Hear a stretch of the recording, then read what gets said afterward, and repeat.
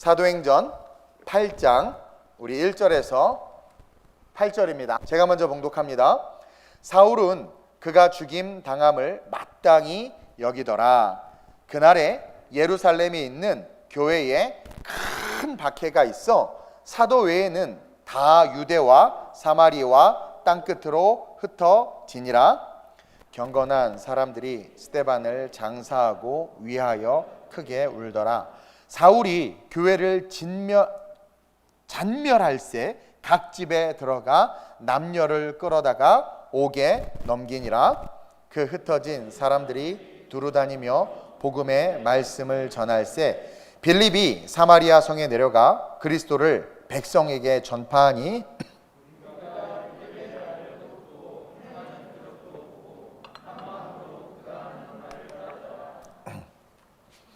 많은 사람에게 붙었던 더러운 귀신들이 크게 소리를 치며 지르며 나가고 또 많은 중풍병자와 못 걷는 사람이 나으니 함께 그 성에 큰 기쁨이 있더라. 아멘. 우리 옆 사람에게 당신의 삶에 큰 기쁨이 있을지어다. 우리의 삶에 큰 기쁨이 있을 수 있도록 우리 서로 중보하며 기도합시다. 저는 오늘 이 본문 말씀을 가지고 박해 그리고 복음이라는 제목으로 함께 은혜를 나누려고 합니다. 2000년 전에 예수님이 이 땅에 오셔서 십자가 사건을 완성하셨어요. 그죠? 그리고 승천하셨습니다. 그리고 승천하시면서 약속하신 성령을 기다리라고 했는데 그 말씀에 순종한 제자들이 성령을 받았어요? 못 받았어요? 어이구, 우리 주일학교 아이들이 제일 예쁘네. 엄마 아빠들은 대답을 안 해. 너희들은 어른이 돼도 대답을 잘 하시길 주님의 이름으로 축원드려요. 아우 이뻐 죽겠어. 그래서 주님이 어린아이들이 내게 오는 것을 금하지 말라고 했던 게 맨날 설교에도 반응이 없으니까 삐지셨는데 애들이 저렇게 반응하니까 아이들이 내게 오는 것을 금하지 말라고 했던 것 같아요. 자, 어쨌든 약속하신 대로 그 말씀에 순종해서 기도했더니 그들이 성령을 받았어. 여러분, 이것은 팩트예요. 역사적 사실이에요. 이것은 우리 신앙에 있어서 정말 중요한 부분이에요. 다시 말하면 말씀이 실제라는 거야. 예수님이 오셨고 성령이 오신 것은 역사학자도 기록한 사실이고 팩트이기에 하나님의 말씀으로 기록된 이 성경은 뭐예요? 우리의 삶의 진리인 거예요. 우리는 이것이 우리의 삶의 프린시플, 원칙이자 기준이 돼야 된다는 거죠. 우리가 믿는 신앙은요, 저와 여러분들이 믿는 신앙은 관념이나 철학이나 이념이나 이상이 아니에요. 우리가 믿는 신앙은 역사적 사실이고 그 말씀은 약속의 성취이며 성령을 받고 성령과 함께 동행하며 살아가는 실제가 우리의 신앙인 거예요. 이제 사도행전 오순절날 성령 임한 사건 이후에 우리의 신앙은 관념이나 이성이나 철학 따위가 아니라 뭐예요? 하나님의 말씀, 약속의 성취, 이것이 실제이기에 그 성취의 핵심인 성령, 예수 믿었으니까 그 성령이 우리 안에 내주하고 그 성령과 함께 동행하면서 살아가는 삶의 실제가 신앙이다. 살아계신 성령님이요, 오늘을 사는 우리와 함께 하세요. 두려워할 필요가 없어. 걱정할 필요가 없어. 그냥 성령님이 우리와 함께 하기 때문에 그분과 쭉 걸어가기만 하면 돼. 때로는 질병의 문을 통과할 수도 있고 가난의 문을 통과할 수도 있고 때로는 가시밭길을 걸을 수도 있지만 그분이 나와 함께 하라면 괜찮아. 왜? 그 길의 끝은 뭐예요? 천국의 문이 열려질 테니까. 그게 기독교 신앙이야. 그래서 순교하고 그래서 목숨 걸 수 있었던 거예요. 그래서 성령을 받은 자들이 오늘 사도행전에도 나오지만 방언을 하고 예언을 하면서 성령이 자기 안에 있음을 드러내면서 신앙생활했고 그 드러내면서 신앙생활하는, 그러니까 성령이 내주한 것이 드러나면서 기독교 역사가 확장되면서 증거된 성경이 바로 이 사도행전이란 말이에요. 사도행전. 그래서 그때로부터 시작해서 교회가 세워지고, 여러분 성령이 임하면서 교회가 세워진 거예요. 그러면서 놀라운 부흥이 시작됐어. 베드로가 설교하면서 막 3,000명 5,000명이 뒤집어지는 놀라운, 나도 한번 좀 그랬으면 좋겠는데 막 그런 부흥이 일어나고 있단 말이에요. 근데 요즘에는 설교 잘못하면 3,000명 5,000명이 교회를 떠난다면서요. 정말 왜 그런지 모르겠어. 보세요. 하나님의 나라가 확장되고 하나님의 부흥이 이제 눈에 나타나기 시작해. 성령이 임하고 120문도가 방언으로 하고 예언으로 하고 막 하면서 사람들이 5,000명, 3,000명, 5,000명 막 뒤집어지는 그때에 그 부흥과 함께 바로 나타난 현상이 박해였다는 게 박해. 하나님의 나라가 확장되자마자 어둠의 권세들이 저항하기 시작하는 거죠. 그리고 그 박해, 그 저항의 절정이 바로 스데반 집사의 순교야. 평신도였어. 그 스데반 집사가 예수를 증거한 것밖에 없고 예수를 증거해서 많은 사람들이 변화됐는데 그 끝이 뭐예요? 돌 맞아 죽었어. 근데 웃으면서 죽었어요. 용서하면서 죽었어. 그것은 뭐야? 천국의 문을, 하나님의 나라를 보고 있었다라는 거지. 이게 신앙이란 말이에요. 매스미디어나 언론이나 사람들의 말이 두려운 것이 아니라 하나님의 말씀을 듣는 것. 내가 사람의 말을 듣는 것이 옳은가, 하나님의 말씀을 듣는 것이 옳은가 너희가 판단하라. 그러면서 걸어간단 말이에요. 그게 신앙이란 말이에요. 어쨌든 이 스데반 집사는요, 받은 은혜와 받은 성령으로 말미암아 그 복음을 외쳤을 뿐인데, 물론 많은 사람들이 변화됐어요. 여러분, 스데반 집사가 그냥 설교 한 번 하고 죽은 줄로 아는데 아니에요. 스데반 집사의 그 외침과 복음 증거를 통해서 많은 사람들이 변화됐어. 많은 유대인들이 변화돼서 크리스천, 기독교인이 됐단 말이에요. 오늘 본문 2절 한번 볼까요? 보니까 뭐라고 나와 있어요? 경건한 사람들이 스데반을 장사하고 위하여 크게 울었더라. 자, 사도행전 7장에서 스데반이 죽잖아요. 돌 맞아서 죽었단 말이에요. 근데 여러분 생각해 보세요. 당시에 스데반이 길거리에서 돌 맞아서 죽을 수 있었던 건 그가 왜 그래? 반역자였거든. 예수도 반역죄로 목이 날아간 거야. 그리고 동시에 그 예수를 증거했던 스데반도 잡혀서 이거 예수의 도당이다, 반역자다. 그래서 돌로 쳐 죽인 거야. 그러니까 광장에서 돌로 쳐 죽였는데 아무도 말리지 않았다는 건 뭐예요? 그거는 확실한 거야. 명분이. 그 당시 그 법이 쟤 죽여야 되는 거야. 그리고 많은 사람들이 기뻐했고 사울도 그 앞에서 기뻐했어. 자, 그렇게 죽은 그 사람으로 해서 울었어. 그럼 어떻게 되는 거야? 잡혀가는 거야.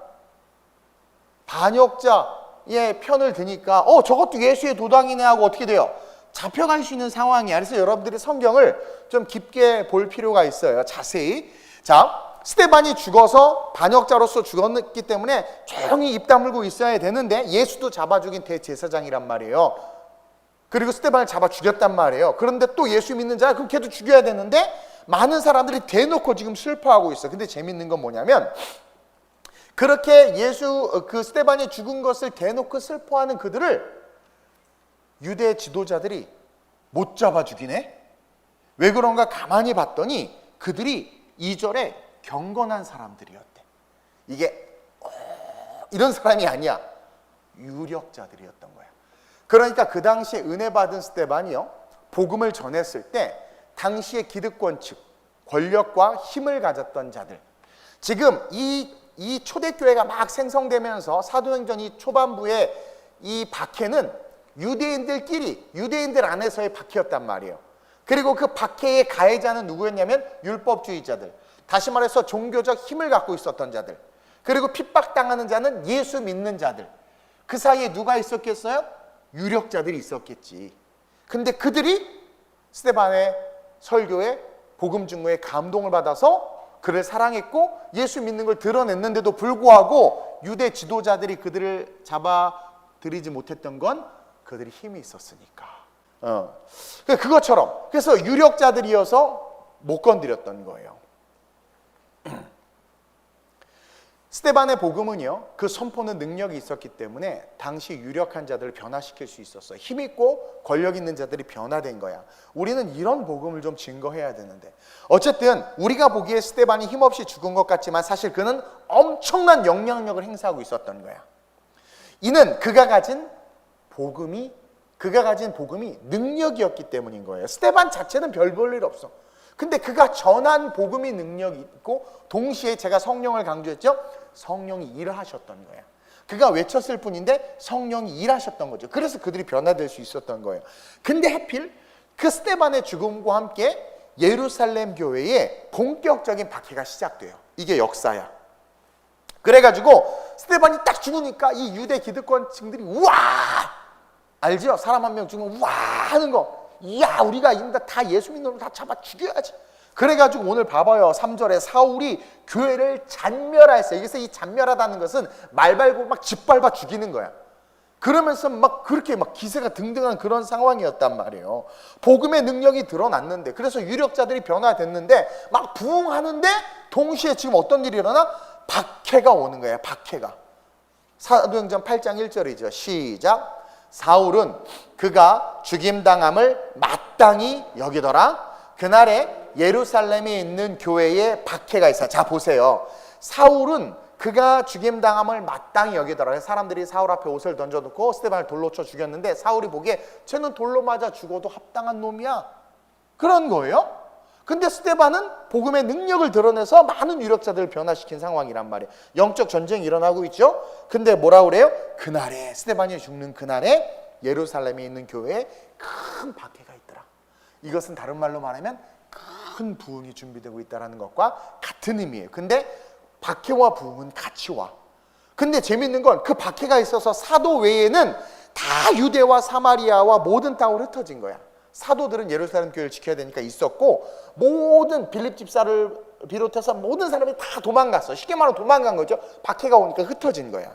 그러면서 첫째로 시작. 우리는 박해 속에 부흥을 사모해야 합니다. 자, 박해 속에 뭘 사모해야 돼? 부흥을 사모해야 돼. 지금 대한민국이 시끄럽잖아요. 특히 이 대한민국 정치권과 기독교 간의 갈등들이 막 표면화되고 있잖아요. 이 상황에서 저와 여러분들이 가져야 될 어떤 애티튜드, 태도는 뭐냐면 이 박해 속에 하나님의 놀라운 부흥이 있다. 그리고 이 박해 속에 하나님께서 다시 한번 한국교회를 깨우고 하나님의 사람들을 세우실 것에 대한 놀라운 하나님의 부흥의 계획이 있다라는 것을 믿고 기도해야 돼. 다시 한번 부흥을 달라고.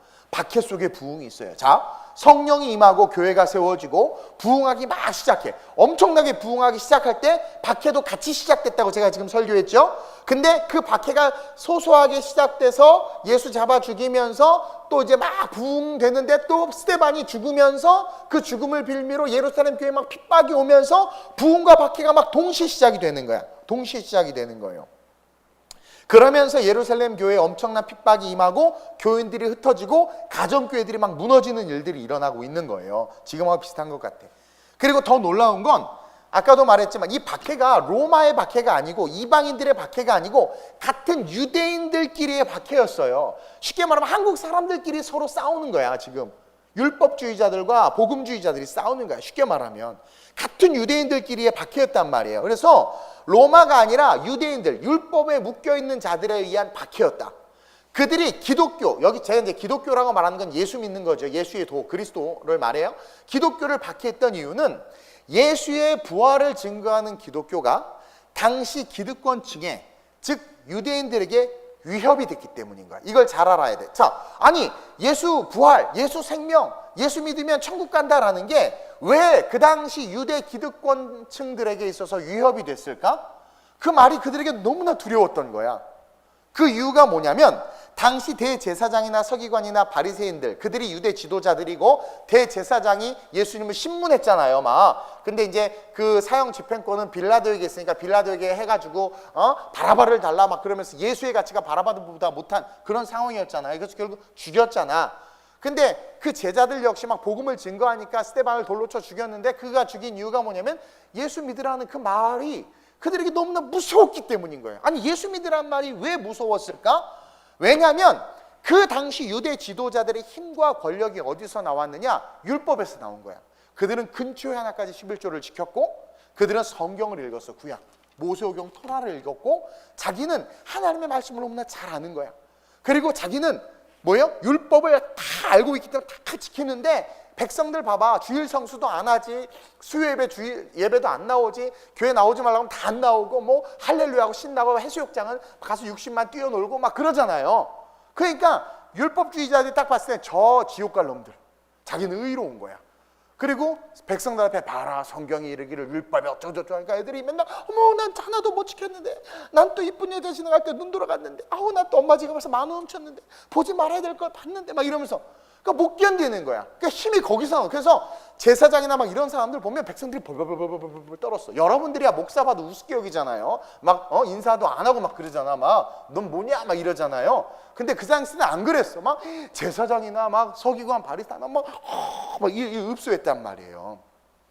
그래서 그들의 힘이 그 말씀, 율법, 토라에서 나오는 것이었는데, 그들에게 그리고 또 그들은요, 자기네들이 지키는 그 율법이 어느 순간 하나님을 섬기는 것이 아니라 그들의 생존의 절대적 조건이 되어버린 거야. 그러니까 그들은 그 율법으로 생존하고, 율법으로 집 사고, 율법으로 부자가 되고, 율법으로 권력을 얻은 거야. 그러니까 그걸로 하나님을 높여야 되는데 타락한 거죠. 그래서 교회를 강도의 굴월로 만들어버리고, 교회의 1층을 파리바게트 내주면서 월세를 자기가 받아먹고, 그럼 그걸 헌금하든가. 그렇죠? 그리고 교회의 모든 것들을 하나님의 것인데 자기의 것처럼, 성도들이 좋은 예물을 갖고 오면 엘리제 사장이 두 알들처럼 지들이 다 먹는 거죠.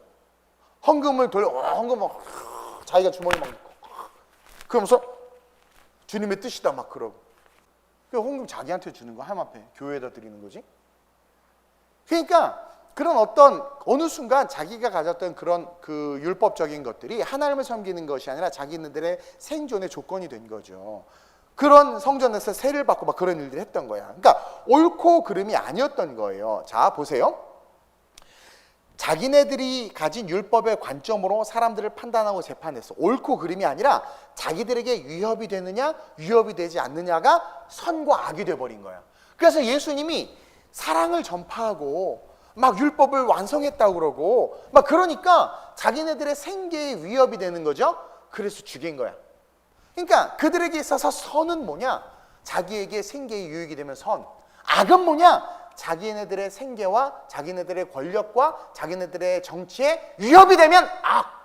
그게 그 당시에 율법주의자들이었단 말이에요.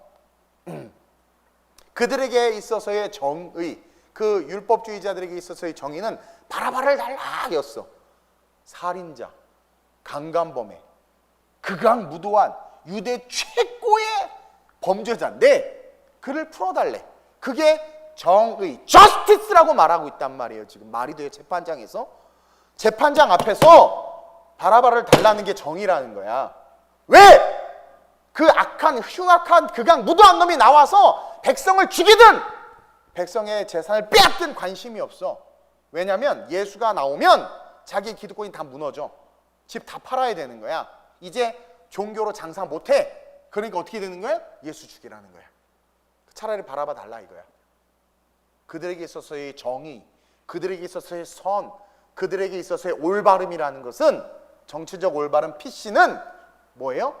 자기의 기득권 유지라는 거죠. 자기의 기득권을 박살낼 수 있었던 예수를 무서워했던 거예요. 자기의 기득권을 무너뜨리는 세력을 악이라고 규정한 거죠. 근데 재밌는 건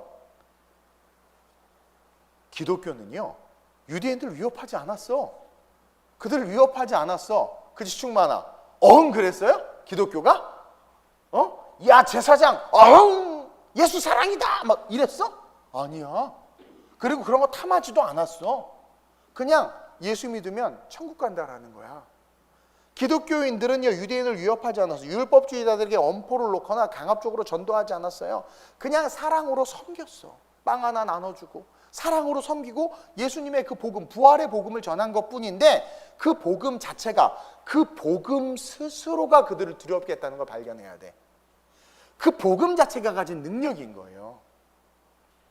왜냐면은요, 여러분, 복음은요, 악을 그 복음 존재 자체로 악을 두렵게 만들어버려.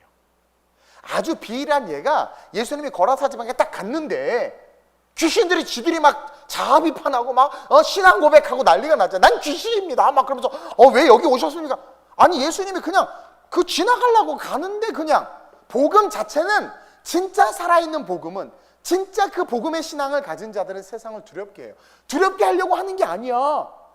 제가 좀 올백하고 해서 좀, 희준아 목사님 무섭냐? 무서워 보이나? 안 무서워. 우습잖아. 날 우습게 여기잖아요, 여러분들. 근데 딱 가면 어려워해. 이게 뭐 내가 어려운 게 아니에요. 예수님이 어려운 게 아니에요. 예수님 얼마나 인자해. 바보처럼 이렇게 예수님 가는데 그 무서운 귀신들이 날 때 가지고 막 지들이 돼지떼 속에 들어가서 막 죽잖아. 이게 복음인 거야. 그래서 근데 진짜 복음이 나타나면 귀신도 두려워 떨고 어둠도 두려워서 도망가든 핍박하든 하는데, 가짜 복음은요 뭐 신경도 안 써. 이들이, 스데반도 마찬가지지만 이들이 전했던 복음은 아주 간단해요. 예수 부활. 예수님 부활하셨다.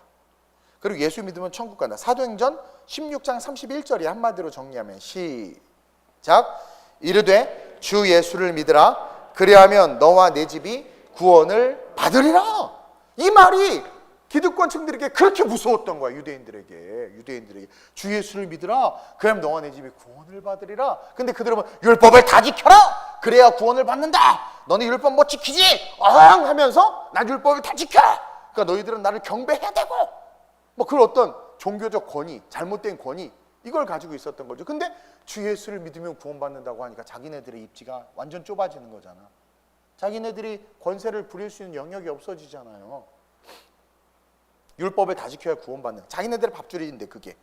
근데 예수만 믿으면 된다고 하니까 율법의 의미가 사라진 것처럼 보이니까 어머 내 부동산 날아가게 생겼네. 그래가지고 내 기득권 사라지게 생겼네. 그래서 예수를 죽이고 스데반을 죽인 거란 말이에요.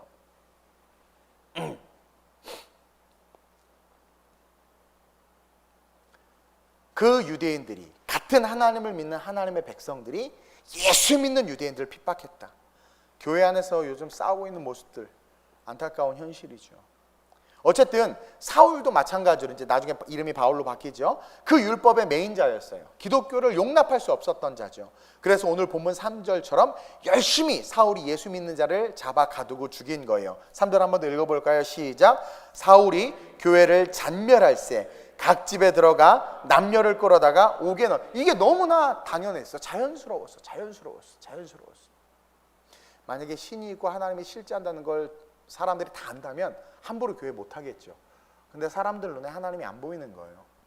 그러니까 기도의 능력을 인정하지 못하고 기도가 단지 마음의 평안만을 줄 뿐이지 바이러스로부터 우리를 지키지 못한다고 하는데, 보세요. 성경은 모든 기도로 병든 자들이 다 나았어. 그러니까 신이 보이면 감히 그렇게 하지 못해. 저도 하나님이 보이니까 제가 예배를 고수하지, 하나님이 안 보이면 저도 얼마나 편하게, 내가 얼마나 편하겠어요? 편하게 할 수 있어요. 여러분들 분명히 기억해야 돼요. 이 박해 속에 우리는 부흥을 바라봐야 돼요.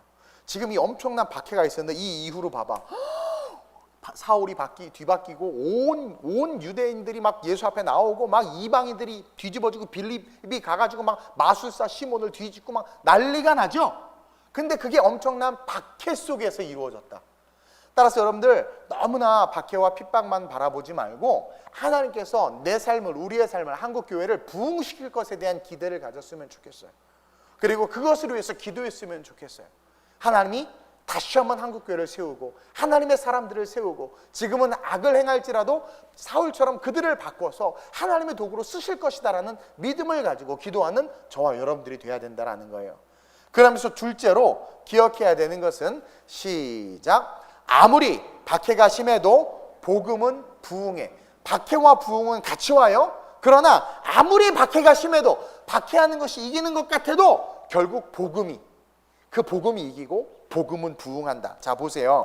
3절에서처럼 사울이 교회를 잔멸하고 믿는 자들을 막 잡아들이고 핍박하는데도 계속해서 복음이 증거돼. 이 부흥의 불길이 멈추지를 않아.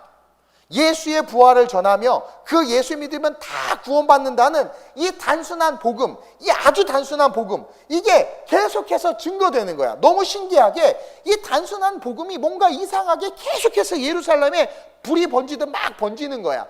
여기서 우리가 뭘 깨달아야 되냐면 성령은 일하시는 분이다. 여러분, 복음이 있는 곳에 성령의 일하심은 반드시 있어요. 그래서 성령가 너무 단순히 예수님이 부활하셨습니다. 예수 믿으면 천국 가요. 너무나 모르겠어. 너무 유치한 말인 것 같아. 근데 그 말이 이상하게 한 번 했더니 믿어져. 사람이 믿어. 자꾸 번져. 계속 번져. 박해가 있는데도 계속 번지는 거야. 우리는 여기서 성령이 살아계시고 역사하시다는 것을 배워야 하고 성령이 복음과 함께 일하시는 분이라는 것을 깨달아야 된다는 거죠. 당시 예루살렘 교회는요, 부흥하기 시작하면서 어떤 문제가 발생했냐면 기존의 기득권 세력들처럼 예루살렘 교회 안에서 자신의 교회의 성장과 확장에만 신경을 쓰고 있었어. 사도들이 막 가난한 사람도 많고 하니까 막 구제에 신경 쓰고, 구제하는 사람들이 많아서 그래서 막 그 사도를 한 명 더 세웠잖아요. 막 구제가 하고 헬라파 히브리파 여인들 과부들에게 먹을 건 안 하고 막 일이 너무 많아. 그러니까 더 사람이 필요해. 또 사람들이 막 몰려와. 그러니까 예루살렘 교회가 엄청 부흥한 거야. 엄청 부흥한 거야. 그러다 보니까 거기에만 집중하고 있었던 거야. 근데요, 성경은 사도행전이 시작할 때 1장 8절에 우리에게 놀라운 말씀을 주고 계시죠. 시작. 오직 성령이 너희에게 임하시면 너희가 권능을 받고 예루살렘과 온 유대와 사마리아와 땅끝까지 이르러 내 증인이 되리라 하시니라. 여기서 오직 성령이 너희에게 임하시면, 근데 사도행전 2장에서 임했어요? 안 임했어요? 임했어. 이루어졌죠, 말씀이? 자, 그러면 권능을 받고, 권능 받았어요, 안 받았어요? 사도행전 2장에서 사도들이 방언했죠, 예언했죠. 각 지방에서 온 사람들이 자기네 언어로 막 기도한 소리를 들었죠. 불의 여가 갈라지는 것이 막 보였죠. 권능 받았어요, 안 받았어요? 받았어요. 자, 그 다음에 그럼 어떻게 해야 돼? 예루살렘과 온 유대와 사마리아와 땅끝까지 이르러 내 증인이 되리라. 가야 돼, 안 가야 돼? 가야 돼요. 근데 이제 여기 예루살렘에서부터는 이제 누구에게 주어진 듀티야? 우리에게 주어진 듀티야. 오직 성령이 너에게 임하시면 너희가 권능을 받고는 하나님의 듀티야. 하나님이 하셨어, 그대로. 그럼 이제 예루살렘 교회가 부흥했으니까 그 예루살렘 교회에서 어떻게 해야 돼? 유대와 사마리아와 땅끝으로 가야 되잖아. 안 가고 있었어, 안 가고 있었어? 안 가고 그냥 엉덩이 붙이고 예루살렘 교회만 있었던 거야. 일이 많으니까 목사 여기도 구제해야 되고 저기도 구제해야 되고 할 일이 너무 많아. 여기 지금 우리 교회 이거 빨리 막 성전도 이전해야 되고 너무 좁아요. 크게 고쳐야 되고 막 거기에만 집중하고 있었던 거야. 저는요, 놀라워요. 하나님의 은혜가. 하나님이 말씀하셨는데도 그들이 성령을 받았음에도 계속 예루살렘에만 머물고 있으니까 그대로 계속 이 상태로 예루살렘에 머물러 있으면 그들 역시 적폐가 되는 거예요. 예루살렘 교회가 적폐가 되어버리는 거야. 똑같아. 기존의 율법주의자들, 유대인들처럼 똑같은 거야. 그래서 성령님은 이 사도행전 1장 8절의 말씀을 이루시고자 핍박을 주셨다. 그래서 그 핍박 때문에 그들은 어쩔 수 없이 흩어졌다. 한국 교회에 지금 핍박이 오는 건 교회가 해야 될 일을 하고 있지 않았기 때문은 아닌가. 선교한다고 하면서 선교센터 한국에다 막 건물 짓고 뭐 하는데 보니까 선교는 하나도 안 하고 교회만 지어. 한국에 선교하는데 돈만 보내, 돈만. 사도행전의 선교는 연보와 함께 하나님의 사도들이 같이 갔어. 우리 교회가 성도들을 보내고 교회를 세우는 일을 왜 우리 목사님 왜 이렇게 막 무슨 프랜차이즈처럼 이렇게 지성도 이런 걸 해요? 여러분들이 성경을 잘 몰라서 그러는데 그게 같은 스피릿 계속 교회를 세우는 거야. 물론 나중에 우리 교회 더 커지면 선교사님 가정을 초청해서 보내서 하겠지만 개척 때부터 그 작은 걸 시작해서 확장돼서 여기까지 온 거야. 이 예루살렘 교회가 했어야 되는 일은 아무리 구제할 사람들이 많고 병든 사람들이 많고 돌봐야 될 일들이 많아도 하나님의 듀티를 끝냈어. 이제 우리에게 듀티가 주어졌죠. 예루살렘에서 유대와 사마리아와 땅끝으로 가야 돼. 안 가고 있었던 거지. 오늘 우리에게 주시는 핍박을 잘 고민해봐요, 여러분들. 내 신앙이 이 시련과 환난을 견딜 신앙인가? 내 신앙이 지금 말씀을 쫓고 있는 신앙인가? 아니면 내 이성과 철학을 쫓고 있는 유대 적폐 세력의, 쉽게 말하면 유대 권력 세력의 율법주의의 신앙인가? 교회 안에서 장사하고 있는가? 아니면 정말 성령이 이끄시는 대로 땅끝까지 가기 위해서 뭔가 내가 하고 있는가? 우리는 점검해 봐야 된다는 얘기예요, 이 말씀을. 이 예루살렘 교회가 움직이지 않으니까 핍박을 줬던 것처럼 지금 한국 교회에 핍박을 주는 이유가 이것은 아닌가 묵상해야 된다는 거죠. 그래서 결국 핍박을 주니까 어떻게 돼요? 예루살렘에서 사마리아와 땅끝으로 움직이는 거야. 오늘 4절 5절 볼까요? 본문 4절 시작. 그 흩어진 사람들이 두루 다니며 복음의 말씀을 전할세. 봐봐요. 1절 하반절에 사도 외에는 다 유대와 사마리아 모든 땅으로 흩어지는 거야. 박해가 오니까. 그날에 예루살렘에 있는 교회에 큰 박해가 있어. 예루살렘에 있는 교회, 예루살렘 교회라고 칭해요. 예루살렘 교회에 박해가 오니까 그제서야 사마리아와 땅끝으로 막 떠나 흩어져. 근데 흩어지면서 4절에 보니까 흩어지는 사람들이 계속 흩어지면서 복음의 말씀을 전하는 거야. 근데 제가 그랬죠. 이상하게 예수 부활하셨다, 예수 믿으면 천국 간다라는 그 별볼일 없고 작고 연약한 그 말, 구약의 토라의 구구장창한 율법과 모세 이야기를 하지 않아도 짧게 외친 그 말이 이상하게 능력이 있어서 사람들이 계속 확장이 돼. 그러니까 전도는요, 여러분 뭐 성경을 많이 알고 성경을 많이 배우고 막 유창한 말로 하는 게 아니라, 제가 주일날도 얘기했잖아. 교회에 대해서 막 핍박하면 그래도 교회 가야 돼. 이 말이 능력이 없는 것 같지만 능력이 있단 말이에요. 왜냐하면 진짜 복음이기 때문에 그 복음은 성령이 일하는 통로가 돼요. 근데 가짜 복음, 확신 없는 말을 하니까 성령이 가만히 계시는 거야. 정말 막 핍박하고 해도 그래도 예수밖에 없어. 그러면 하나님 너무 기뻐. 우리 안에 성령님이 너무 기뻐. 왜? 진리를 말하니까. 네가 아무리 교회를 핍박하고 예수를 욕해도 예수만이 구원이야 그러면 역사해. 그래서 어느 날 그 사람을 만진다니까요. 그래서 흩어지면서 복음을 전했는데, 막 도망가면서 복음을 전하는데 부흥이 일어나. 계속 부흥이 일어나. 그러면서 지금 어떻게 돼요? 5절 보세요. 빌립이 사마리아 성으로 도망갔어요. 흩어졌어요. 그런데 그곳에서 백성에게 어떻게 했어요? 그리스도를 전파했다고 그러죠. 율법을 전파했어요? 그리스도를 전파했어요. 그리고 또 6절 보세요. 무리가 빌립의 말도 듣고 행하는 표적도 보고, 행하는 표적, 당연히 성령이 일하니까 한 마음으로 그가 하는 말을 다 따르는 거예요. 와, 할렐루야, 할렐루야. 우리 성령님은요, 오직 우리 주님의 말씀대로 그 말씀을 이루시고 말씀대로 역사하는 분이시다 라는 것을 배워야 돼. 목사님, 왜 제 삶에는 성령의 능력이 나타나지 않죠? 네가 하나님의 복음을 올바로 증거하지 않기 때문에, 욕심을 위한 기도만 하고 욕심을 위한 삶을 사니까 한국교회가 너무 욕심만 부렸던 것 같아요. 예루살렘 교회처럼 부흥하고 커지고 싶었던 것 같아요. 신학생들에게 꿈이 뭐냐대? 여의도 순복음교회처럼 큰 교회를 이루는 거예요. 하나님의 영광과 주시는 사명을 이루는 게 아니라, 신학생들은 교만해가지고 공부도 안 하고 지잘난 줄 알고 기존의 선배 목사님들을 완전 무시하고 그냥 막 겸손과 섬김과 인내가 없는 거죠. 여러분, 하나님이 기뻐하신 일을 하잖아요. 그럼 하나님이 능력을 드러내 주세요. 우리 교회가 백두절도 아무것도 없는데도 부흥할 수 있었던 건, 다른 건 몰라도 그래도 하나님이 제일 기뻐하는 일을 했어. 두 가지. 예배. 우리 교회 개척 때부터 예배에 목숨 걸었잖아요. 주일 예배를 3시간 드렸다니까. 옛날에 주일부 예배를. 그리고 선교, 개척 때부터 하나님이 제일, 그러니까 하나님이 기뻐하는 일을 하니까 그거예요. 여러분, 하나님이 기뻐하시는 일을 하면 성령 역사가 같이 나타나. 하나님이 기뻐하시는 일. 어떤 여인이 내가 옷깃만 만져도 나을 거야. 하나님의 능력을 인정한 거잖아요. 그러니까 옷깃만 만졌을 때 났어요, 안 났어요? 났어요. 하나님을 기쁘시게 하는 일은 능력이 나타나. 아니, 예수님이 능력자야? 그분이 복음이야? 그분이 하나님이야? 그럼 내 친구 고쳐줄 수 있겠네 해서 친구 4명이 그냥 예수님한테 왔는데, 사람이 인산이니까 지붕을 뚫고 그냥 내렸어요. 드릴로 막 뚫고 막 내리는 거죠. 그때 어떻게 했어? 네 자리를 들고 가라. 하나님이 기뻐하시는 일들을 할 때마다 기적이 계속 일어났단 말이에요. 많은 사람들이 핍박하고 작대기 치고 조용히 막 침뱉고 막 하고 발로 찼는데도 불구하고 예수님 안 만나면 안 되는 거예요. 다윗의 자손 예수야! 신앙 고백하니까 어떻게 돼요? 소경이 얼마나 많았는데.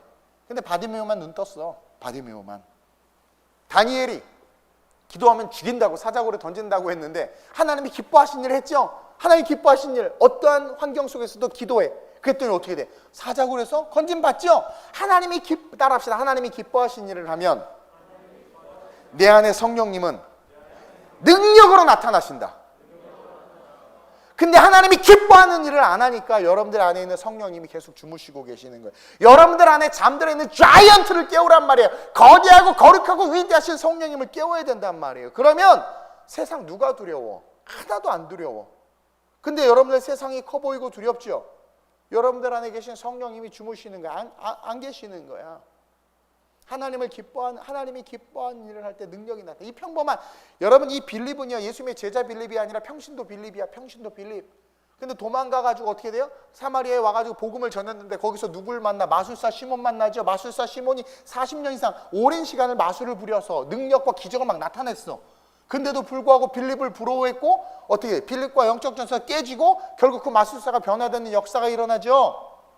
그 마술사가 그냥 마술사가 아니야. 오늘 보니까 보세요. 10절 보세요. 10절 읽지는 않았지만 많은 사람부터 높은 사람까지 다 따르며 이르되 그 9절이에요. 그 성에 시몬이라 하는 사람이 전부터 있어 마술을 행하여 사마리아 백성들을 놀라게 하며 자칭 큰 자라니. 그렇죠? 그러면서 많은 사람들이 마술을 따랐던 거예요. 오랜 시간 권력과 힘이 있었어. 근데 그가 변화돼. 그리고 예루살렘과 온 유대와 사마리아와 딱 그거예요. 사마리아가 뒤집히지. 사마리아에 복음이 증거되잖아요. 누구를 통해서? 평신도 빌립을 통해서. 그리고 결국 어떻게 돼? 8절 말씀처럼. 여러분, 이 사마리아는 귀신과 병든 자들과 그 다음에 마술과 술객과 박수들이 붙잡고 있는 지역이었어. 근데 8장 8절 시작. 그 성에 큰 기쁨이 있더라. 평신도 빌립이 갔을 뿐인데 어떤 기쁨이에요? 7절에 나오죠. 더러운 귀신이 나갔어요. 수많은 병든 자들이 다 나왔어요. 여러분, 복음은요, 구원을 주심과 동시에 복음은 능력이 되기 때문에 우리의 모든 육체적 삶에도 역사가 나타나요. 코로나 기도하면 안 나을 것 같아요? 날 수 있어요. 안 걸릴 수 있어요. 걸리고 고통 속에 있어도 그것이 장애가 되지 않아. 믿음은. 바울도 간질이 있었지만 고침 받고 싶었지만 복음을 증거하도 전혀 장애가 되지 않아. 간질 없는 말짱한 사도들보다 간질이 있어서 설교하다 뒤집어지는 그 바울이 더 많은 영혼을 구원했잖아요. 우리는 세속화돼가지고 세상의 기준으로 스펙이 높고 막 박사까지 하시고 목까지 하시고 막 이러면 되게 높게 봐. 뭘 높아? 공부하느냐고 성령의 경험도 하나도 없는데, 그렇다고 또 공부는 하나도 안 하고 맨날 기도원에 처박혀서 막 그렇다고 능력 있나? 산신령 만나가지고 또 이상한 소리 하지. 균형이 중요하죠. 성령 안에서 말씀에. 성령도 중요하고 성경 말씀도 잘하. 그래서 공부 열심히 해야 되는 거예요. 신학생들은. 기도도. 근데 보면 신학생이 딱 두 부류야. 기도파, 학문파. 둘 다 못 쓰임 못 받아. 균형이 있어야지. 나는 기도 못하는 젊은이들을 보면 많다. 꿈이 있고 비전이 있다고 하면서 기도를 못해. 어떻게. 와, 나는 정말 그래 놓고 꿈이 이루어지고 비전이 이루어질 거라는 상상 속에 빠져서 사는 거죠. 복음이 없는 거예요. 진짜 복음이 있으면 기도하거든요. 그리고 복음이 있으면은요, 영원한 구원의 확신과 동시에 삶에서 능력이 나타나. 능력. 여러분, 복음은요, 영원한 천국 구원도 주시지만 동시에 삶의 능력이 나타나. 진짜 복음을 증거하면 저도요, 제가 우리 청년들이나 우리 애기들이나 제 이쁜 짓 하면 막 미치겠어. 막 주고 싶어. 근데요, 내가 아무리 사랑해도요, 예배 안 드렸대. 그리고 막 그래. 꼴배기 싫어요. 아주 그냥. 내 안에 성령이 화가 나. 우리 주님 봐봐요. 너무 심플한 복음이야. 예수님이 부활하셨습니다. 예수님이 하나님의 메시아입니다. 그리고 예수님이 천국 갑니다. 아주 단순한 말인데 그 말을 전할 때마다 하나님이 너무 내 안에 계신, 우리 안에 있는 성령이 너무 기쁘니까 막 역사가, 그게 사도행전, 역사가 나타나. 역사가. 지금 이 상황 속에서 우리는 하나님이 가장 기뻐하시는 일을 해야 돼. 이 핍박 속에 부흥이 반드시 있음을 믿고, 핍박과 부흥은 같이 와. 그럼 이 핍박 속에서 우리는 부흥이 있다는 것을 믿고, 그 부흥의 중심에, 그 부흥의 주인공이 내가 되기 위해서 어떻게 해야 되겠어요? 하나님이 기뻐하신 일을 해야지.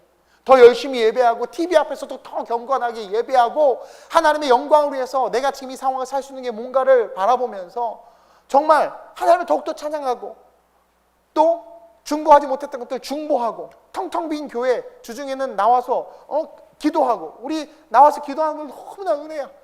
화요 성장 예배도 멈춰지니까 그냥 나와가지고 우리 회장님부터 나와가지고 기도하는 모습이 너무나 은혜인 거예요. 삶의 꿈이 있다고 하면서 기도도 안 하고 막. 그냥 능력이 안 나타나. 그러나 기도하면 반드시 능력이 나타나요. 능력이 나타나.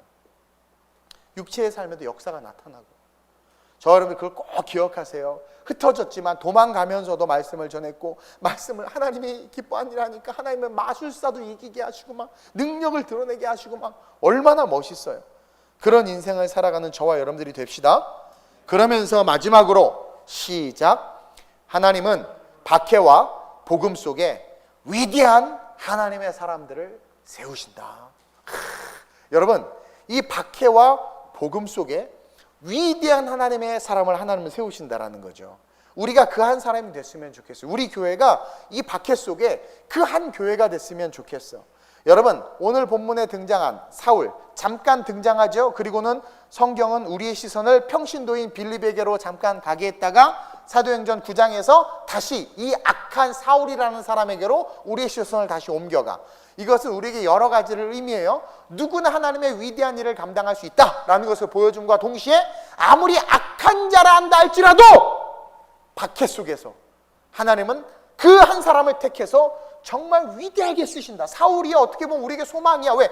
이건 살인자, 이거 완전히 적그리스도, 이 마귀 앞잡이였잖아. 근데도 불구하고 이방인의 사도를 얼마나 크게 쓰임받았어. 근데 우리는 왜 정죄에 같은 크리스찬들을, 왜 같은 교회를 욕하냔 말이에요.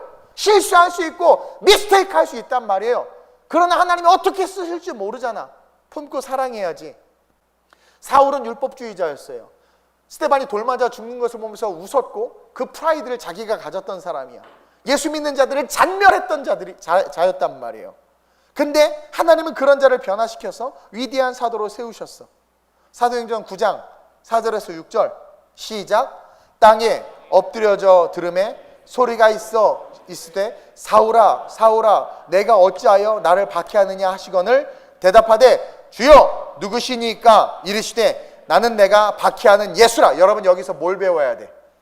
여기 예수 안 만나고 신앙생활하는 가짜들 다시 예수 만나시길 주님의 이름으로 축원드려요. 가짜가 너무 많아. 한국교회에 예수 안 만난 가짜들이 너무나 많아. 교회에서 직분과 직임을 받았음에도 불구하고 가짜가 너무나 많아.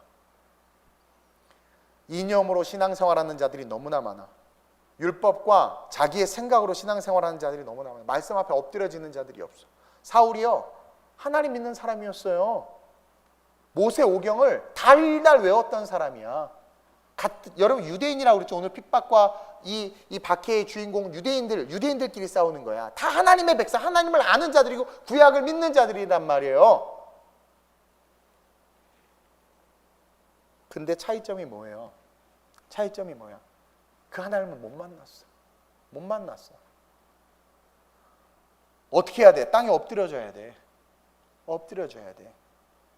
음성을 들어야 돼. 하나님의 음성, 하나님의 살아계심을 경험해야 돼. 사울아 사울아 내가 어찌하여 나를 박해하느냐. 어떻게 해석해야 되겠어요? 너 왜 그렇게 신앙생활하니? 너 확신은 있니? 너 나를 아니? 대답하여 주여 누구시니까 몰라. 지금 몰라. 구약을 그리고 성경을 정말 잘 알고 이사야서를 잘 알았으면 예수가 메시아인 걸 알 수 있거든요. 나귀 타고 오시고 다 말씀 속에 나오잖아.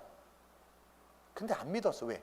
자기의 권력과 부를 잃고 싶지 않았거든. 눈이 거기에 꽂혀 있으니까 구약의 말씀이 그대로 이루어졌고 너 베들레헴아 작은 골, 그 베들레헴에서 그대로 태어났고 그 모든 게 다 증명되고 있음에도 안 믿어.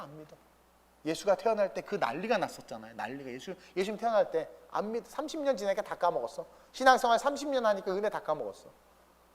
예수 태어날 때 난리가 나고 유아 살해가 일어나고 엄청 그 예수가 오고 별 뜨고 난리가 났잖아요. 근데 다 까먹었어. 그러니까 신앙생활 30년 해봐야 말짱 도루묵인 거지. 말씀을 하나도 머릿속에 마음속에 신비에 새기질 않았던 거죠. 그러니까 누구시니까 그러는 거야. 뭐래요? 네가 박해하는 예수라. 여기에 축복이 있어요. 우리가 몰라서 예수를 박해하고 세상이 몰라서 예수를 욕할 수 있지만 우리가 기도하고 또 우리가 그 예수를 만나면 어떻게 돼요? 그 박해했던 그가 정말 위대하게 쓰임받을 수 있다. 다시 한번 소망을 가질 수 있다. 사도행전 9장 15절 16절 볼까요? 그 밑에 시작. 주께서 이르시되 가라. 예수 만나면, 하나님 만나면 뭐 생겨요? 사명 생겨. 사명 생겨. 주께서 이르시되 가라. 그동안 사울이 가고 있었어. 다메섹에 가고 있었어. 어떻게 알아? 예수 믿는 놈들 잔멸하러 가고 있는데 예수님 만나고 다시 가라. 그 가는 길은 어떤 길이야? 잔멸하는 길이 아니라 하나님의 놀라운 부흥에, 그 놀라운 생명의 축복을 여는 길로 확 바뀌어. 인생이 180도로 세상에 실패했던 길이 예수 만나면 완전히 성공의 길로 바뀐단 말이에요. 가라. 이 사람은 내 이름을 이방인과 임금들과 이스라엘 자손들에게 전하기 위하여 택한 나의 그릇이다. 이거 기도 제목 잡고 기도하세요. 하나님, 내가 마지막 이 시대에 이방인들과 임금들과 이스라엘 자손들의 권력자들이죠, 또 자기를 핍박했던 같은 동족들이죠, 내가 복음을 전하기 위해서 택함 받은 그 그릇 되게 해달라고 우린 기도해야 돼. 그가 내 이름을 위하여 얼마나 고난을 받아야 할 것을 내가 그에게 보이리라. 이 말씀 읽으니까 또 싫죠? 그렇죠? 이것도 기꺼이 감당한다고 하세요. 예수님도 고난을 좀 받아들였잖아요. 여러분, 진짜 복음이 있으면 고난이 와요. 왜? 세상이 너희를 미워하는 것이 아니라 나를 미워했기 때문이다. 근데 내가 고난을 안 받아. 그럼 뭐예요? 나 예수 없는 거야. 미안하지만. 사울은요, 이 이야기를 딱 듣는 순간 내 이름을 위하여 얼마나 고난 받아야 할 것을 내가 그에게 보이리라. 그러니까 고난 아무것도 아니에요. 왜? 메시아를 만난 그 감격과 기쁨과 감동, 자기가 예수 믿는 자를 잡아 죽였는데도 자기를 써주신 그 하나님의 사랑, 그 자비, 그 은혜 속에 완전히 빠져버린 거죠. 복음에 완전히 빠져버린 거예요. 그리고 20절 21절 시작. 즉시로 각 회당에서 예수가 하나님의 아들이심을 전파하니. 자, 여기 보세요. 즉시로, 바로 어제까지, 예를 들어 어제까지 교회는 없어져야 돼, 예수 믿는 것들 다 죽어야 돼, 목사는 먹사들이야 막 욕했어. 근데 그 사람이 바로 다음날 오더니 우리 하나님은 살아계십니다. 이 땅의 교회는 영원까지 존재해야 합니다. 이 땅의 주의 종들과 모든 좋은 것을 함께 해야 합니다. 막 그러고 설교하니까 여러분 얼마나 웃겨. 근데 그 사람 또 무서운 사람이야? 생긴 게 저처럼 막 무서워? 전에 막 예수 믿는 자를 잡아 죽이고 살인 면허를 갖고 있었던 사람이야? 그러니 얼마나 이게 웃긴 장면이에요. 근데 보세요. 각 즉시로 은혜 받고 예수 만나자마자 즉시로 모두를 180도로 바꾼 거예요. 회당에서 예수가 하나님의 아들을 전파하니 시작. 듣는 사람이 다 놀라 말하되 이 사람이 예루살렘에서 이 이름을 부르는 사람을 멸하려던 자가 아니냐, 여기 온 것도 그들을 결박하여 대제사장들에게 끌어가고자 함이 아니냐 하더라 하면서 사도들도 무서워했어. 사도들도. 베드로도 벌벌 떨었어. 사도들도. 세상에. 근데 우리 하나님은 어때요? 이런 자를, 너 예수 믿는 사람 핍박했지, 너 교회 핍박했지 해서 죽이는 게 아니라 어떻게 해요? 도구로 쓰잖아. 여러분, 교회 미워하지 마세요. 교회 미워하지 말고 성도들 미워하지 마세요. 옳고 그름을 우리가 판별할 수 없어요. 세상도 미워하지 마세요. 저도 화가 너무 많이 나고 속상한 일들이 많이 있지만 그 이전에 박해와 부흥은 같이 온다. 박해 속에 부흥을 사모해야 된다. 그리고 그 부흥, 그 박해와 부흥 사이에 뭐가 있어요? 하나님이 택하여 쓰는 위대한 하나님의 사람들이 있다. 그래서 저는 오늘 이 말씀을 준비하면서 지금 이 박해와 부흥이 이 오버랩되고 있는 이 시대 속에 우리 교회와 저와 여러분들이 이 사울처럼 좀 쓰임받았으면 좋겠어요. 이름이 바울로 바뀌길 주님의 이름으로 축원드려요. 그러기 위해선 엎드려져야 돼. 그리고 하나님의 음성을 들어야 돼. 기도해야 돼요. 기도해야 돼. 그러므로 말미암아 어제까지는 내가 형편없고 어제까지는 별볼 없지만 다시 예배당이 딱 나타나가지고는 예수 천당 부신족 하면서 막 할렐루야 막 하면서 막 예배 드리고 봉사할 거 없습니까? 막 그러고 막 그러면서 막 섬기면서, 아니 저 어제까지 땡땡이 치고 막 담임 목사님 욕하고 뭐 교회 떠난다고 그러고 그랬던 놈 아니야? 근데도 그건 보라 잊었어서 지나갔습니다. 그러면서 막 얼마나 멋있어요. 그런 사람들이 좀 됐으면 좋겠어. 사람들의 평판이나 여러분들의 과거를 두려워하지 마세요. 마귀가 그것으로 붙잡아. 이게 세속주의야. 윤리와 도덕이 기준이 되고 세상의 기준이 되니까 그 기준에 부합하지 않으면 넌 사역할 수 없어. 넌 안 되라고 자꾸 손가락질한단 말이에요. 그것이 우리의 도덕과 양심에 거슬려서 그 사람이 싫을 수도 있어. 그 사람이 아주 짜증날 수도 있어요. 그러나 오늘 성경을 보세요. 일단은 먼저 그 사람이 변화돼야 돼. 우리가 변화돼야 돼. 지금 세상이 한국교회를 미워하죠. 우리가 변화되면 돼. 그러면 목사님, 세상이 우리를 사랑하게 하기 위해서 우리가 변화되는 게 그럼 세상 사람들이 좋아할 만한 모습으로 그냥 이 교회 올 12월 31일까지 교회 문을 닫죠. 헌금 제가 내서 월세 이자 다 내겠습니다. 그리고 세상에서 좋아하는 모습으로 이제는 뭐 어떻게 해야 돼? 세상에 뭐예요? 기도도 없애고 예배 순세 뭐 이렇게 하지. 세상이 좋아하는 모습으로. 그렇게 바뀌라는 거 아니야. 세상이 좋아하는 모습, 세상을 사랑해야 되니까 그들이 원하는 모습으로 바뀌는 게 아니라 우리가 가진 심플하지만 성령님이 일하실 수 있는 통로가 되는 그 복음을 생명처럼 여기면서 전하라고. 그러니까 세상이 교회를 사랑하게 하는 건 우리가 예수 복음을 온전히 전하면 되는 거야. 그래서 누가 봐도 와, 쟤는 진짜다. 하나님이 일하시는 거야. 내가 사람에게 좋게 하려 하나님께 좋게 하려. 내가 사람에게 좋게 하면 하나님의 종이 아니다. 그러니까 하나님이 기뻐하는 일을 하니까 하나님이 인간이 할 수 없는. 그래서 아니, 내가 그러잖아. 바로 왕이 모세 쳐 죽일 수 있었어. 근데 하나님이 기뻐하는 일을 하니까 순종해서 내 백성 내놓으세요 하니까 순종하니까 하나님 기뻐하는 일을 하니까 하나님께서 모세 지킨 거야. 아무도 못 죽이게. 그 늙은 할아버지 누구도 죽일 수 있었거든. 바로에게 충성하고 싶어서 확 죽일 수도 있었잖아. 근데 지켰단 말이야, 끝까지. 하나님이 기뻐하시는 일을 하면 하나님이 지켜. 능력이 드러나는 거야. 내가 사람에게 좋게 하랴 하나님께 좋게 하랴.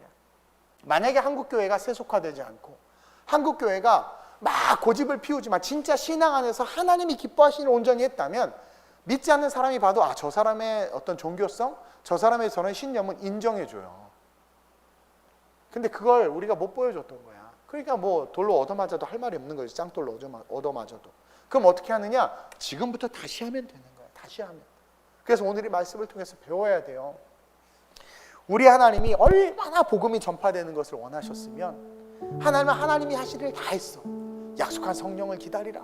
그리고 그들이 기다릴 때 몇 날부터 성령을 권능을 받았어. 그리고 나서 이제 어떻게 돼? 예루살렘 온 유대와 사마리아 땅 끝으로 가야 되는데 안 가. 한국교회가 부자가 돼가지고 안 가, 안 움직여. 막 세속화되는 거야. 그러니까 이게 핍박을 주는 거죠. 우리가 이것은 리바이벌, 갱신할 수 있는 계기가 돼야 돼. 지금 이 모든 환경이, 이 코로나 속에서도 하나님의 섭리가 흐르고 있단 말이에요. 그럼 여기서 어떻게 해야 되느냐? 우리는 깨닫는 거죠. 아, 핍박과 부흥은 같이 온다. 성경 어디를 봐도 그래. 핍박과 부흥 같이 와. 이스라엘의 노역이 심할 때 출애굽이라는 놀라운 부흥이 예비되어 있던 것처럼. 그렇죠? 핍박과 부흥 같이 온다. 그러면서 이 부흥 속에 우리 하나님이 기뻐하신 일을 할 때 하나님의 능력을 드러내신다. 그러니까 이 핍박 속에 하나님 기뻐하신 일을 해야 돼. 그래서 제가 최대한 여러분들에게 자유를 주지만 주의 종으로서 하나님 앞에서 예배를 지키고 교회를 지켜야 되는 책임을 다 하나님 기뻐. 그래서 어떻게든 선교하려고 하고 없는 물질도 선교원금을 흘려보내고 주의 종이 본이 돼야 되기 때문에 몸소 가서 선교하고 가서 생노가다처럼 뛰어다니고 똑같이 청년들하고 막 옛날에는 바닥에서 자고 하면서 선교했단 말이에요. 단 한 번도 좋은 호텔 잡아서 그러지 않았어. 그러면서 걸어가서 하나님 기뻐하신 일 하니까 능력이 나타나. 아무것도 없는 우리 교회가 이렇게 여기까지 왔어. 우리 교회 재벌이고 뭐가 아무도 없어요.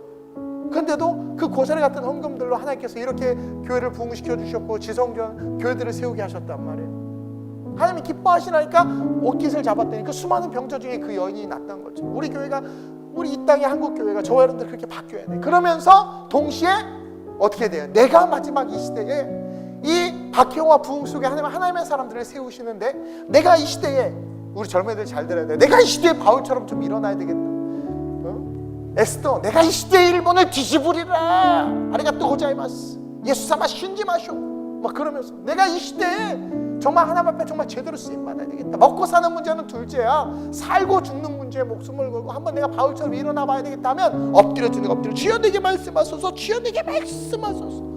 내가 주를 위해 쓰임 받기로 원하나이다. 주여 내게 내가 이방 민족과 임금들과 여러 나라에 하나님의 복음을 전하는 자로 하나님 내가 쓰임 받게 하소서. 그 음성 듣게 하소서. 막 기도하는 거예요. 그러면서 걸어가면 우리가 세상을 뒤집을 수 있어. 우리가 세상을 바꿀 수 있어요. 한 사람이 천을 이루고 약한 자가 강국을 이룬다고 그랬어. 그게 복음이에요. 그게 복음.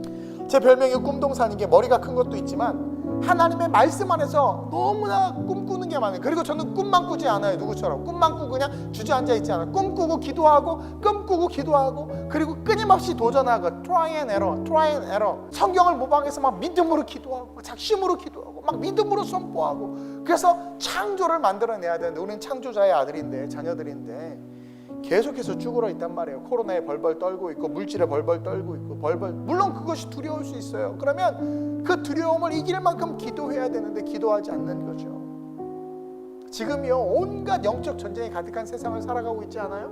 어쨌든 지금 뭐 난리야. 엄청 난리. 이것이 휩쓸리지 말고 우리가 성경으로 돌아가자. 이 핍박이 도대체 왜 오는 것인가? 아, 부흥이 있기 때문이구나. 하나님께서 우리를 정화시키시는구나. 그럼 이 핍박 속에서 부흥도 있음을 기억하면서 이 부흥을 누리기 위해서 어떻게 하나님 기뻐하신 일에 집중해야 되는구나. 그럼 과연 난 이 코로나 상황에서 내가 꿈이 있다고 말하는 상황에서 하나님을 기쁘게 하고 있는가 점검하는 거죠. 그러면서 동시에 내 자녀들을 바울처럼 세워주옵소서. 하나님 내가 바울처럼 쓰임받게 하소서. 우리 교회가 바울처럼 쓰임받게. 여러분들 하나님 우리 목사님이 마지막 이 시대에 바울처럼 쓰임받게 해달라고. 저는 우리 다음 세대들이 하나님 바울처럼 다니엘처럼. 제가 맨날 기도하잖아요. 우리 아이들 맨날 기도하잖아요. 다니엘과 하나님의 능력 있는 자들로 사무엘과 그런 바울같이 쓰임받게 해달라고. 여러분들 그렇게 기도해야지. 그런 교회를 누가 이겨? 그런 교회를 어떻게 세상이 감히? 존재 자체로도 마귀가 도망가 버리는데. 저는 그런 영성을 가진 교회와 우리 성도들이 됐으면 좋겠어요. 몸이 아프면 기도하고 기도 부탁하고 그리고 건강하면 열심히 또 주를 섬기고 그러면서 내게 주신 기회를 놓치지 않고. 바울 보세요. 사울 딱 기회를 잡는 순간 하나님의 음성을 딱 듣는 순간 이게 여러분 설교 때 선포되는 메시지일 수도 있는 거예요. 한 번 딱 찌르면 딱 붙잡는 거예요. 열받아서 쳐내지 말고 붙잡고 어떻게 하는 거예요? 기도하는 거예요. 나를 써달라고. 하나님을 섬기는 것이 무엇인지를 다시 한번 여러분들 잘 점검해 봤으면 좋겠어요. 하나님을 섬긴다는 게 뭔가? 죽으면 죽으리라 결단했던 에스더처럼 그렇게 결단하면서 마지막 이 시대 인본주의와 세속주의를 이기고 하나님의 나라를 이루는데 내가 쓰임받게 해달라고 오늘 이 밤에 한번 기도했으면 좋겠습니다. 우리가 오래 기도하지는 못하지만 이렇게 기도했으면 좋겠어요. 균형을 위해서 이렇게 기도합시다. 하나님, 이 부흥과 핍박 속에 우리의 시선이 흐트러지지 않게 하소서. 첫 번째 기도 제목이에요. 이 부흥과 핍박 속에, 이 핍박 이후에, 핍박 속에 부흥이 분명히 있는데 우리의 시선이 흐트러지지 말게 하시고 사람의 말이나 이념에 흐트러지지 말게 하시고 오직 말씀에 집중하게 하소서. 풍랑이 이는 배에 흔들리는 배에 벌벌 떨었던 제자들이 아니라 그 풍랑을 기려 밟고 오시는 예수님, 말씀이 배에 오르자 풍랑이 잠잠해졌던 것처럼 이 부흥과 핍박 속에 혼돈의 이 시대 속에서 말씀을 내 삶에 확 모시고 내가 말씀에 딱 집중해서 하나님 내가 평안을 누리게 하옵소서. 타겟 기도로 이 제목 놓고 우리가 한 2분간 짧게 기도 주님을 한번 부르기도 합니다. 주여